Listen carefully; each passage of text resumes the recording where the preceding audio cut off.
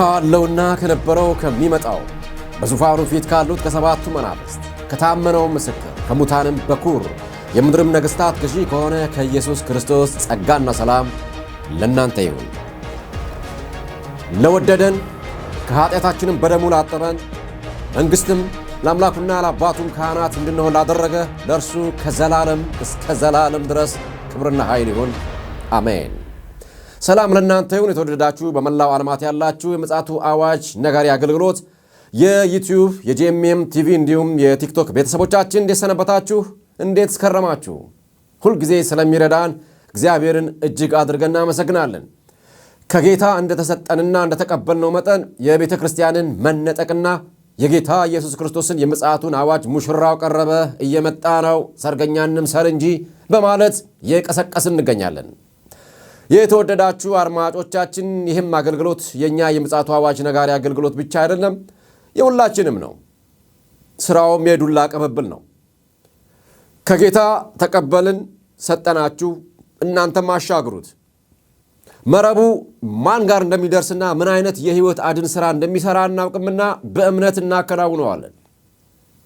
ለወገኖችም ይሁን ጌታ ኢየሱስን የህይወቴ አዳኝ ነው በማለት ንስሐ ላልገቡት ለቤተሰቦቻችሁ፣ ለጓደኞቻችሁ፣ ለምትወዷቸው ወዳጆቻችሁ ሁሉ ሼር አድርጉላቸው።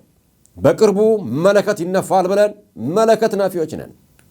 ግርግሩን እያየን ይሄው መጣ ደረሰ ተዘገጃጁ እንጂ በዚህ ሰዓት የምን እንቅልፍ ነው እያልን ሰፈር ውስጥ እያነቃቃን ነው።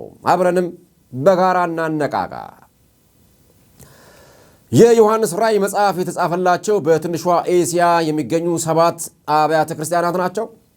ኤፌሶን፣ ሰምርኔስ፣ ጴርጋሞን፣ ፊላዴልፊያ፣ ሎዶቅያ፣ ሰርዴስ ሲሆኑ ከተጻፈበትም ዓላማ መካከል በወቅቱ እነዚህና ሌሎችም አብያተ ክርስቲያናት በከፍተኛ መከራ እያለፉ ስለነበር ከዚህ የተነሳ የጌታን ዳግመኛ ተመልሶ የመምጣትን ተስፋ የያዘው የዚህ የራእይ መጽሐፍ አይዟችሁ በማለት ለማጽናናትም ጭምር ነበር በእጃቸው የገባው።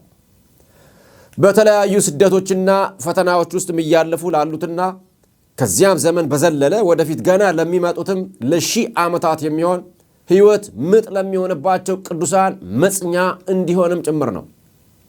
ተስፋ አለ፣ ጽኑ፣ ይሄ ሁሉ ያልፋል፣ የከበረና ዘላለማዊ ሕይወት ፊት ለፊታችሁ እየገሰገሰ እየመጣ ነው፣ አሸናፊው ድል አድራጊው ክርስቶስ ብቻ ፊታችሁ ድቅን ይበል፣ መከራችሁ መቋጫ አለው የሚል ደብዳቤ በሐዋርያው ዮሐንስ በኩል ተጻፈላቸው።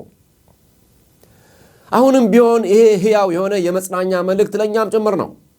ዘመን አይሽሬው ቃሉ ከ2 ሚሊኒየም በኋላ ላላችሁ የፍጻሜው ጫፉ ላይ ደርሳችሁ ነገር ግን በብዙ ሐዘን በብዙ ስደት መከራ ውስጥ ለተወጠራችሁ ወገኖች በኢትዮጵያም በኤርትራ በሌሎችም ዓለማት ሆናችሁ ፕሮግራማችንን የምትታደሙ ሁሉ ኢየሱስ ክርስቶስ እንደሚመጣና እንደሚያሳርፈን ይህንኑ የመጽናናት መልእክትን እናጋራችኋለን። አይዟችሁ፣ ጉልበታችሁ አይላላ፣ ተስፋ አትቁረጡ የሚለውን መልእክት መከራ መልኩን ቀያይሮ በእያንዳንዳችሁ ቤት እያስለቀሳችሁ ላለ መልእክቱ አንድ ነው። በተለያዩ የኑሮ ሁኔታም ቢሆን እየተጨነቃችሁ ግራ እየገባችሁ ማዕበል ለሚያናውጣችሁ ተሻለ ሲባል መልሶ የሚያስደፍቃችሁ አንዱን ህመም ሳትጨርሱ ሌላ ደግሞ እየተደራረበ ለሚያገኛችሁ የጽድቅ ፀሐይ ትወጣለች ባይነን።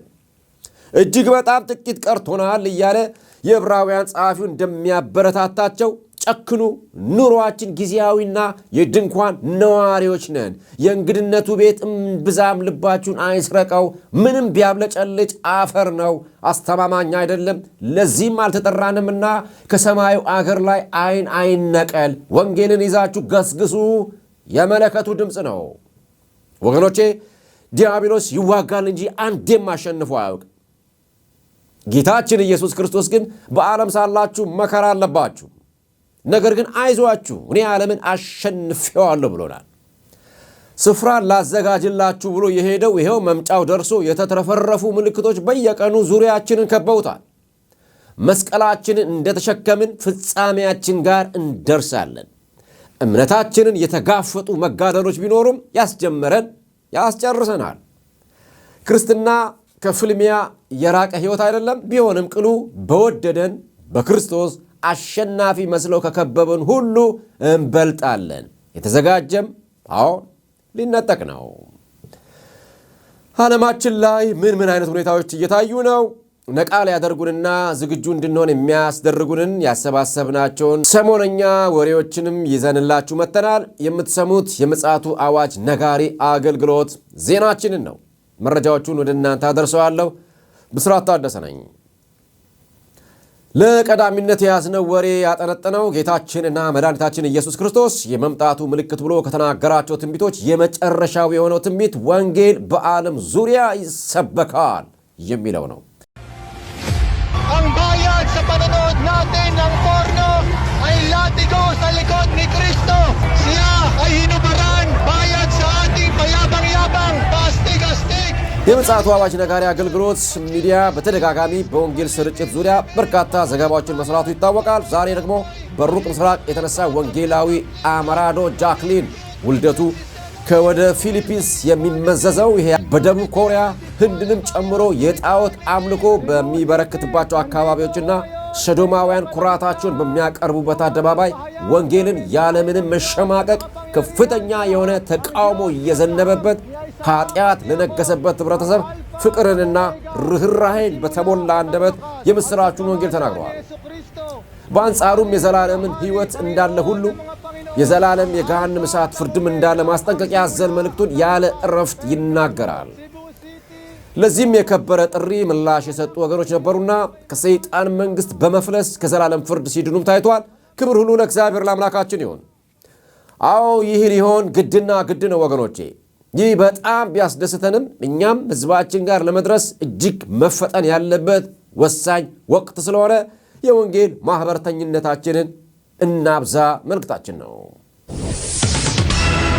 ወደ ቀጣዩ ዜና ስንሻገር በፈረንጆቹ አቆጣጠር ሚያዝያ 8 2024 አንድ ነገር ይሆናል እየተባለ ነው። ምንድነው እሱ? እናየዋለን። 1 month from today, people across the United States are in for a special treat as a solar eclipse will be visible across the entire country. We'll be in the path of totality, though, right here in the tri-state, and this all on April 8th. Dr. Nicolene Weil with NASA says this year's eclipse will be different from the one in 2017. One reason is that more people live along this year's path of totality. መረጃው አሳሳቢ ነውና ወደዚሁ ወሬ ስናልፍ ናሳ ያወጣው ጆሮን ሳቢ ነገር ነው። ይኸውም በፊታችን በፈረንጆቹ ሚያዝያ 8 አሜሪካንን ጨምሮ ሜክሲኮና ካናዳን የሚያካልል የፀሐይ ግርዶሽ ይከሰታል ተብሏል። አንዳንድ የመጽሐፍ ቅዱስ አጥኚዎች እንደሚሉት ይህ በነቢዩ ኢዩኤል ምዕራፍ 2 ከቁጥር 10 እስከ 11 ምድሪቱም ከፊታቸው ትናወጣለች፣ ሰማያትም ይንቀጠቀጣሉ፣ ፀሐይና ጨረቃም ይጨልማሉ፣ ከዋክብትም ብርሃናቸውን ይሰውራሉ የተባለው ትንቢት አፈጻጸም ነው ይላሉ። ጌታ ኢየሱስ በቀራንዮ መስቀል ላይ ተሰቅሎ በሞተ ጊዜ ፀሐይ መጨለሙን፣ መሬት መሰንጠቁን፣ የቤተ መቅደሱ መጋረጃ መቀደዱን ቅዱስ ቃሉ ነግሮናል። ታዲያ ተንታኞቹ አስከትለው ሐሳባቸውን ሲሰነዝሩም ከክስተቱ በኋላ አንዳች ነገር ሳይሆን አይቀርም በማለትም እያስጠነቀቁ ይገኛሉ። አንዳንዶች ይህ ግርዶሽ ለ3 ቀንና ሌሊትን ሊቆይ ይችላልም እያሉ ይገኛሉ። ይህ ክስተት እንደ ገባዖኑ ኢያሱ ፀሐይ በቦታዋ ትቆም ይሆን ወይስ በተቃራኒው ሊከሰት ይሆን? ብቻ መጸለዩ ተመራጭ ነው። ሌሎች ደግሞ የኒውክሌር ጦርነት ዋዜማ ምልክት ነው በማለት እያሳሰቡ ይገኛሉ። በዚህም ተባለ በዚያ እግዚአብሔር እንደ ነነዌ እያስጠነቀቀ ነው። በተለይም ደግሞ የአሜሪካ የእርስ በርስ ጦርነት ፈጦ መምጣቱ እልቂትን ያስከትላል የሚለው ስጋቱም አለ። በተጨማሪም ሰው ሰራሽና ታላላቅ የተፈጥሮ አደጋዎች ጥላቸውን አጥልተዋል። አሜሪካ በተደጋጋሚ የመጣላትን የእግዚአብሔርን መልእክት ችላ በማለት ባዕድ አምልኮን ከማስቀደሟም የእኩይ ተግባር አራያ ከመሆኗም የተነሳ ጽዋው ሞልቶ መፍሰሱን የሚያሳይ ክስተት ነው ባዮቹ በርክተዋል። ይህ በእንዲህ እንዳለ ተመራማሪዎቹ የፀሐይ ግርዶሹ የመጨረሻ ነው እያሉ ሲሆን ምክንያት ያሉትን ሲያወሱ ይህ አይነቱ ግርዶሽ በየ100 ዓመት አንዴ የሚከሰት ነው ባዮች ናቸው። አሜሪካ ይህንን ዕድል ትጠቀምበት ይሆን ወይስ አሁንም ለእግዚአብሔር ጥሪ ጀርባዋ እንዳለ ነው? በዚህ አጋጣሚ እንደ ምፅዓቱ አዋጅ ነጋሪ አገልግሎት ሚዲያ ለማሳሰብ የምንወደው ነገር ቢኖር እሁድ በሚኖረው በብሔራዊ የንስሐ ቀን የሀገራችንን ጉዳይ በእግዚአብሔር ፊት በምናቀርብበት ጊዜ አሜሪካንንም በጸሎታችን እንድናስባት በዚህ አጋጣሚ የጸሎት ጥያቄ እናቀርባለን። ወደሚቀጥለው መረጃችን እናምራ። የዓለማችንን ኢኮኖሚና ፖለቲካዊ በትርን የጨበጠው ሚስጥራዊ ማህበር ፍሪማሶንሪ የተባለ የጨለማው መንግስት ተልእኮን በብቃት እያስፈጸመ ያለ ድርጅት ነው። ምን እያደረገ ነው? እናየዋለን። You don't hear much about them now, but for centuries, fraternal societies were as much a part of the fabric of daily life for many adults as driving kids to soccer practice and scheduling playdates are today. ምልክቱ የዲግሪ መለኪያ የመሰለው ፍሪማሶንሪ የተባለው የድርጅት እንደ የኢሉሚናቲ ማህበርንና የመሳሰሉትን በስሩ አካቶ ዓለማችንን በስውር እየዘወረ የሚገኝ ነው። ለይስሙላ የወንድማማቾች ማህበር በሚል ሽፋን ከዘመናት በፊት በሚስጥርና በስውር የተቋቋመ የሉሲፈር ወኪል ድርጅት ሲሆን የዓለሙን ኢኮኖሚ በመቆጣጠር በትሪሊዮኖች ዶላር ካፒታል የተዋቀረና በስውር አጋንንታዊ አምልኮን የሚያመልክ የሕፃናትንና የሰውን መስዋዕት ለአጋንንቱ ዓለም የሚያቀርብ እጅግ ክፉ ድርጅት ነው። እጁን በሙዚቃውና በሲኒማው ኢንዱስትሪ ውስጥ በማስረዘም ሐሳዊው ክርስቶስ በቅርብ እንዲገለጥ ትውልዱን በጥቅምና በገንዘብ በማማለል እየተጋ ያለ ድርጅት ነው። ልናወጋችሁ የወደድነው ጉዳይ ቢኖር የጌታችን መምጫ በተጣደፈበትና ሐሳቢው ሊገለጥ በተቃረበበት ወቅት እነዚህ ድብቅ ማኅበራት አሁን ቀና በማለት ራሳቸውን ለውጩ ማኅበረሰብ እያስተዋወቁና ዓላማቸውን እያንጸባረቁ ይገኛሉ። እንግዲህ ይሄኔ ማስተዋል እጅግ አስፈላጊ ነው። በተለይም ድሃውን አገርና ህብረተሰብ የጠቀሙና ያሰቡ በመምሰል በነፃ እንካችሁ የሚሉ ደርሶ ቸር መሳዮችን ጠንቀቅ እንበል። ልጆቻችንንም ድንገት ያልተጠበቀ የገንዘብ ጭነት ተሸክሞ ብናይ ጌታ ባረከን በማለት በየዋህነት አንገታችን ውስጥ መታነቂያን ሸምቀቆ እንዳናጠልቅ ከየት አመጣችሁት ብሎ መክሮም ገስጾም እንዳይነካኩ በጸሎትም ክፉን ማሰር ግድ ይላል። ከመቼውም ዘመን ይልቅ በጣም ጥንቁቆችና ንቆች መሆን አለብን። ለሶሻል ሚዲያ ተጠቃሚዎች ምናየውንም ሆነ ምንሰማውን ሁሉ ማመን የለብንም። እንንቃ፣ ደግሞም እናነቃቃ ባዮች ነን።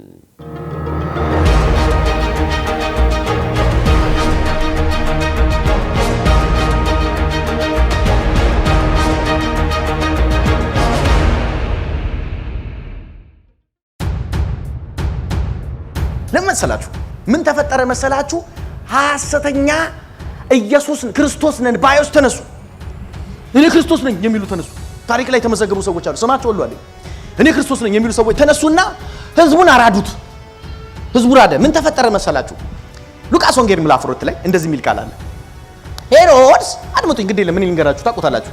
ሄሮድስ ከቤተ መቅደስ ሰው አምጡልኝ፣ መሲሁ የት ነው የሚወለደው ብለው ሲጠይቃቸው አመጡት። ከቤተ መቅደስ አመጡ። ሰዎች መጡና እንግዲህ ከቤተልሔም አንቺ ቤተልሔም የይሁዳ መንደር ሕዝቤን እስራኤል የሚጠብቅ መንፈስ ካንቺ ይወጣል ስለሚል ከቤተልሔም ነው አሉትና ተወለደ እንዴ አላሉ። ምን ነው ተወለደ እንዴ ንጉስ አላሉ። አንቺ ቤተልሔም የይሁዳ መንደር ካንቺ ነው ተብሏል።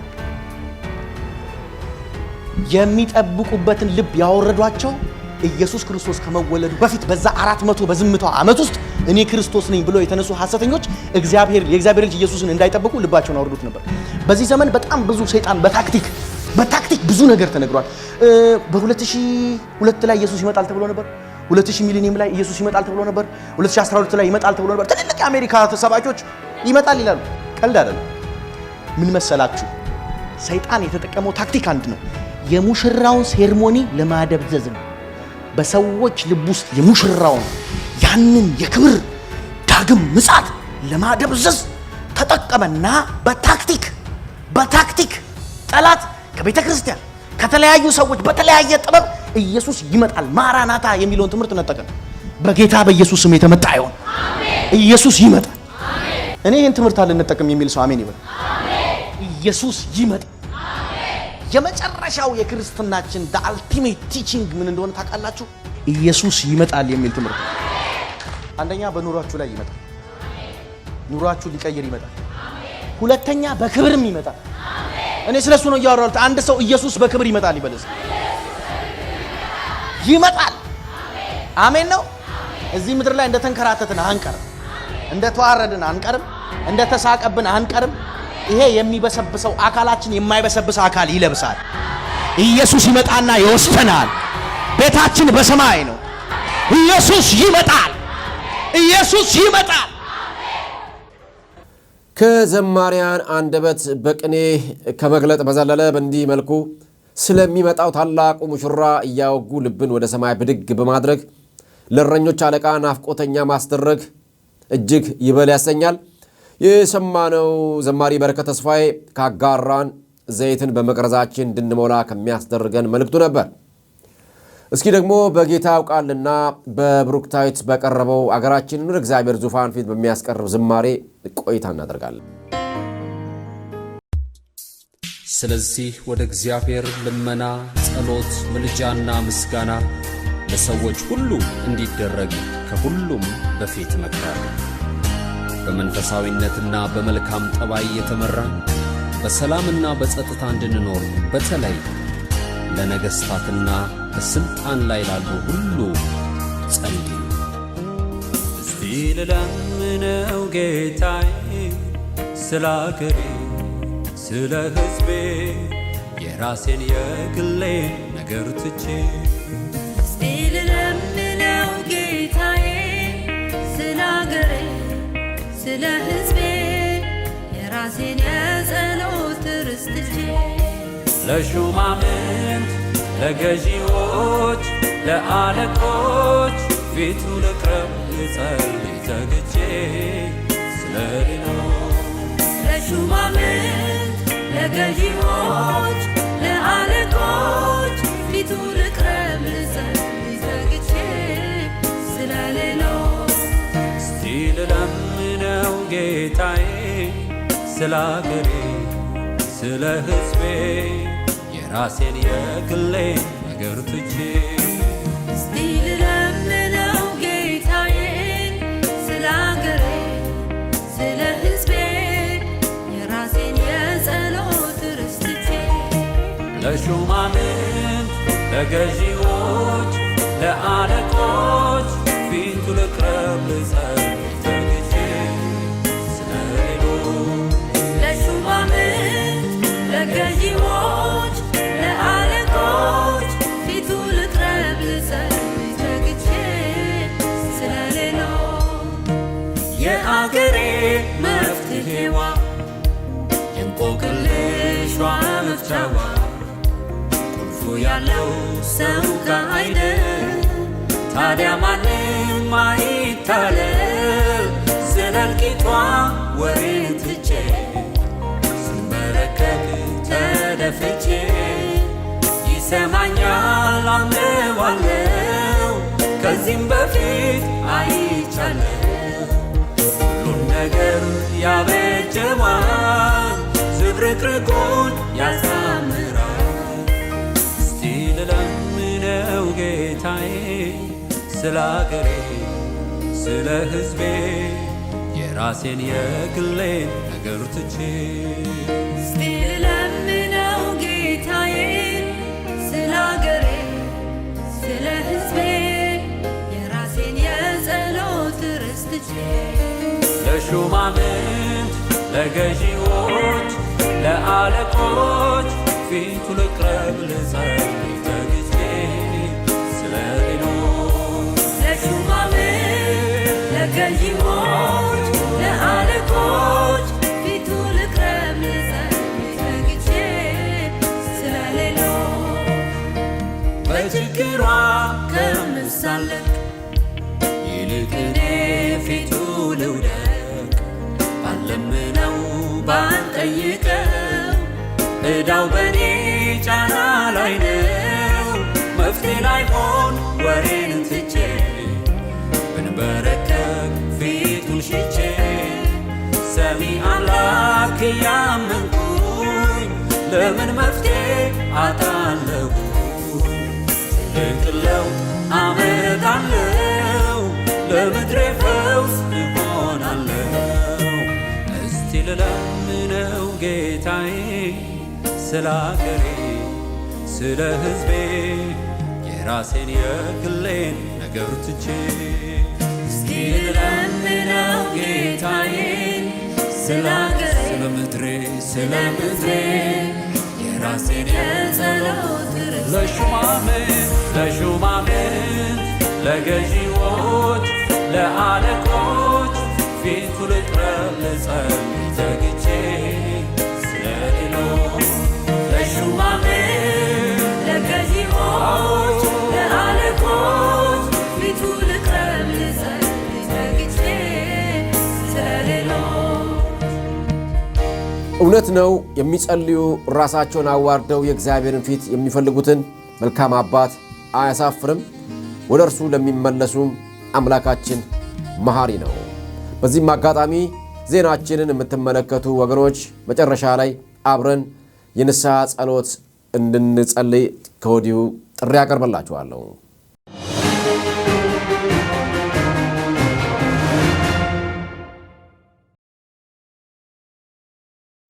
ክቡራን ተመልካቾቻችንና አድማጮቻችን የምትከታተሉት የምፅዓቱ አዋጅ ነጋሪ አገልግሎትን ነው። ሌላው የመቋጫችንና ነቃ አስደራጊ መረጃችን ትኩረት ያደረገበትን ስንቃኘው ከምንጊዜውም ይልቅ አየሩ ሁለት አይነት ጠረንን እያወደ ይገኛል። በአንድ ጎን የይሁዳ አንበሳና የነገስታቱ ንጉሥ ጠረን በሰፊው እየሸተተ ይገኛል። በሌላ ጎን ደግሞ የሐሳዊው ክርስቶስ መጥፎ ጠረን በኃይል እየሸተተ ይገኛል። ጥንት ከነበረው በኖህና በሎጥ ዘመን የነበረው አመፅ ተባብሶና ዘምኖ በዚህ ዘመን እየተፈጸመ ይገኛል። በተለይም በፊልሙና በሲኒማው ዓለም ከምንም በላይ ለጨለማው መንግሥት ቅድመ ዘመቻ በሚመስል መልኩ በጥድፊያ መንገዱ እየተጠረገለት ይገኛል። ለአብነት ያክል የናምሩድ በዲያብሎስ አነሳሽነት በእግዚአብሔር ላይ የተደረገ አመፅ ተብሎ የሚታወቀውን የባቢሎን ግንብ በጅምር መቅረትን በቁጭት በሚመስል ሂደት በዚህ ባለቀ ዘመን የአመፅ አካሄድን መናፈቅና ለማስፈጸም በፊልም መልክ በመስራትና ትውልዱ ውስጥ ለመክተት ትጋት ላይ ይገኛሉ።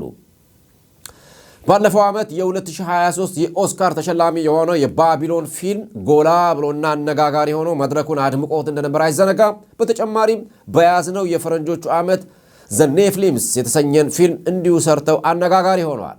ይህም የሚያመላክተው የመጨረሻውን የሐሰተኛውን ክርስቶስ መንግሥት ይምጣልን የሚል ናፍቆተኛ አቀባበል አድራጊ ስለመሆኑ ሳይታለም የተፈታ ነው። እኛም በተደጋጋሚ ይህንኑ ጉዳይ የጨለማውን ሥራ ግለጡት እንደተባለ መግለጣችን ይታወቃል። አሁን በቅርብ ወራት በተለያየ አካሄድ ትውልዱን ለመውረስ ያለና የሌላ ኃይሉን በመጠቀም ላይ ይገኛል። እናስ ይህ የባቢሎን ጅምር ፕሮጀክት ይጠናቀቅ ይሆን ወይስ ትንሽ የነበረችውና የተናቀችው የማዕዘን ድንጋይ መታ አፍርሳው ትቢያ አድርጋው መታሰቢያ እስከማይኖረው ድረስ ታደርገው ይሆን? ጊዜውን ጠብቆ መና ይሆናል። እንግዲህ ይህንን ስናይ የጨለማው ዓለም ገዢ ምን ነው በመጣልን በማለት እንዲህ እንቅልፍን ሲያሳጣቸው በታላቅ ክብርና ግርማ ለሚመጣው ለብርሃናት አባት እጅግ ይልቅ ልንሮጥለት ይገባል። መልእክታችን ነው። እንንቃ፣ እናነቃቃ።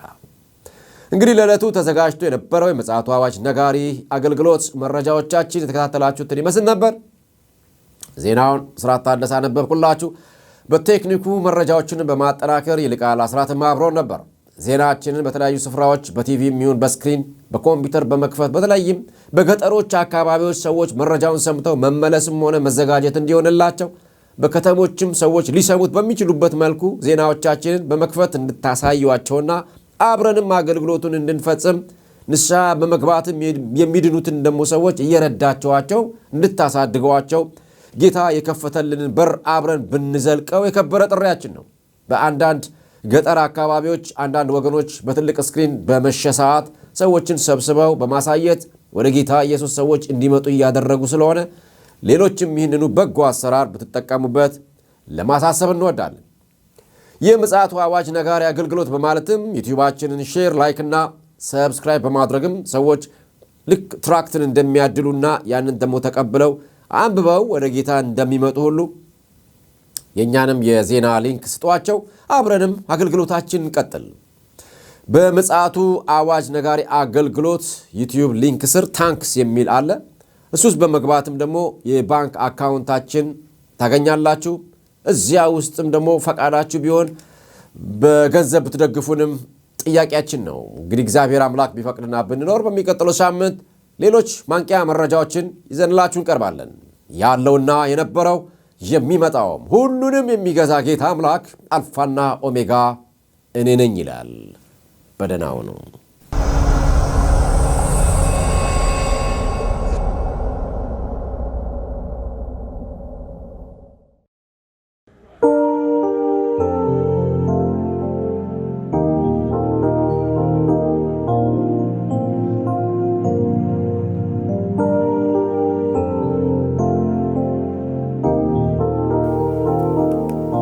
በድጋሚ መጥቻለሁ። ይህንን ዜና እየተከታተላችሁ የምትገኙ ወገኖቻችን እንግዲህ የእግዚአብሔር ቃል በሐዋርያት ሥራ ምዕራፍ 4 ቁጥር 12 ላይ መዳንም በሌላ በማንም የለም እንድንበት ዘንድ የሚገባን ለሰዎች የተሰጠ ስም ከሰማይ በታች ሌላ የለምና ይለናል።